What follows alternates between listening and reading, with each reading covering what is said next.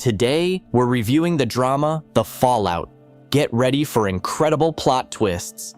It was a normal day for Veda. She had just woken up and was on her way to school with her best friend Nick. This time, however, she received a disturbing message from her younger sister Amelia. Veda ran out into the hallway and found out that Amelia's period had started, and she was very worried about it. In response, her sister tried to joke and promised to tell her about all the details of this issue in the evening. Veda went to the restroom and met a popular girl at school, Mia Reed. Looking at her, the girl said that she was beautiful even without makeup. At that moment, shots from a gun were heard in the corridor, and the girls ran into one of the toilet stalls to hide. This went on for a very long time, and Veda realized that she was unlikely to survive. She sent a farewell message to someone. Later, another student, Quentin, ran into the restroom. Later, it turned out that the shooter had killed Quentin's younger brother in front of the school. Finally, the police arrived, and the perpetrator was killed. However, the incident deeply affected Veda, who could not recover from the shock for a long time.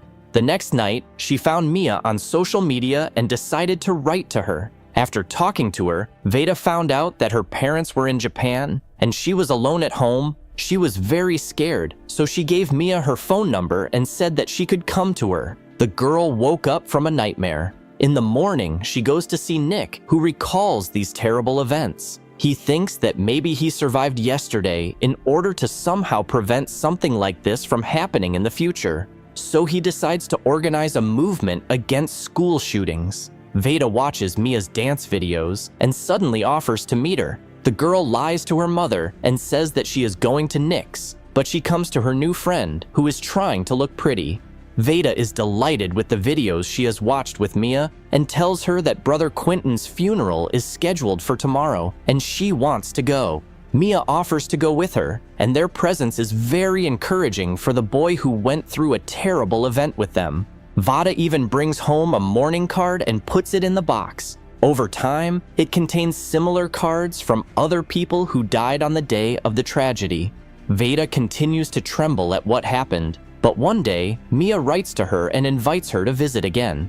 This is how the girl finds out that her friend, despite her outward attractiveness, does not like parties. She spends all her free time dancing, which she used to do every day before the incident at school.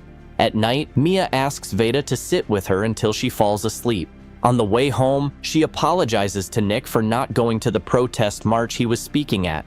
The next day, Nick leaves for a rally in another city, and Veda's mother suggests that she see a psychiatrist. The girl listens to her mother and does as she says. However, during the session, she cannot open up to the psychologist and just says that she is fine. At home, while Mia was filming a dance video, Veda writes to Quentin. He wants to thank her once again for coming to his brother's funeral and suggests that they meet. However, in the cafe, the young people are silent until the girl offers the boy a hug.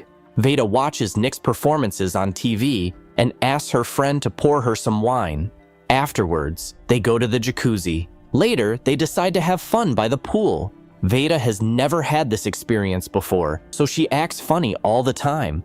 At home, she does not communicate with her mother and is even more irritated when she suggests that she go back to school, especially since her parents have allowed her to stay home as long as she needs.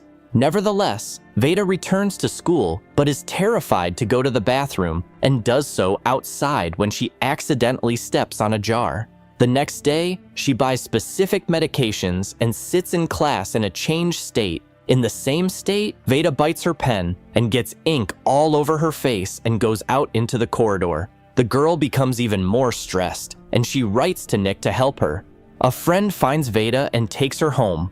Amelia tries to ask her sister what happened. However, as usual, she simply ignores her. In the morning, Quentin calls the girl and tells her that yesterday she wrote him strange messages in an altered state. Veda invites him to visit her in the evening and watch a movie. The guy agrees and comes to his girlfriend's house. However, the movie is interrupted because Quentin receives a message asking him to return home. Left alone, Veda watches her mom and Amelia cheerfully cooking, and then she stops her sister from going to the bathroom. In the evening, the girl lies again, saying that she is going to Nick's. In fact, she is going to Mia's, with whom she is sitting in the sauna. It turns out that neither of them has ever had a relationship with a guy before.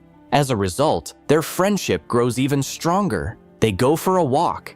At night, while staying at Mia's, the girls decide to try something new. In the morning, Veda realizes that something has happened between them and goes home, where she is met by her worried family who could not reach her. Her relationship with Nick also breaks down, as he had called earlier looking for her. Veda is annoyed and tells her mother that she was at her friend's house and had a few drinks. Although she doesn't even like alcohol, she just wants to live the moments of her teenage life. The girl comes to Nick to apologize, and he says that he and his family have been very concerned about her. The boy reproaches his friend for trying to change the situation with school shootings, while Veda just has fun like nothing happened. Disappointed, she complains to Quentin about her conversation with Nick, and he reassures her, saying that Nick is under a lot of pressure because of his work. The girl asks her friend to tell her about his dead brother. Quentin replies that no one has asked him to do so because everyone is afraid of hurting him again. The boy tells her everything, and then Veda kisses him. However, Quentin quickly pulls the girl away, saying that he is not emotionally ready for a relationship. As a result, a disappointed Veda gets out of the car and receives a message from Mia, who is angry with her. At night, her sister gets into bed with her to talk. It turns out that despite all her indifference, Amelia really misses talking to her sister.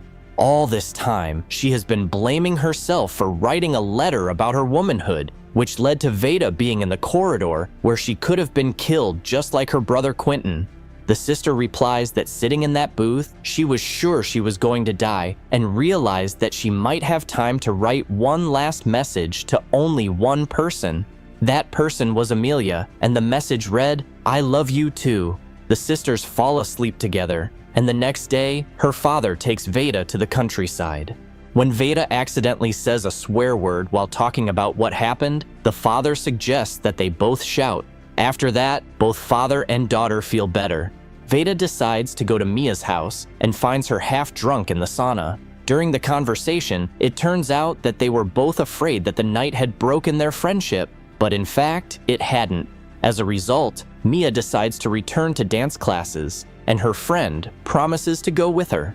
At the next session with a psychiatrist, Veda reveals much more. The girl says that other guys, unlike her, have coped with the situation and are now trying to change the world. For some time, Veda wondered if there could be some reason why she survived that day and the others did not. And now she realizes that there was no such reason, just as there was no reason for anyone to die.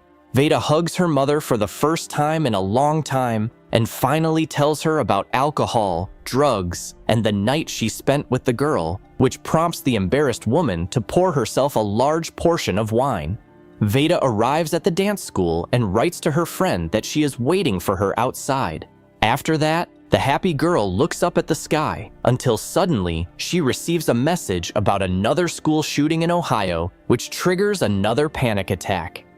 Thank you for being with us. Subscribe to the channel like us, and be sure to click on the bell to stay up to date with our new videos.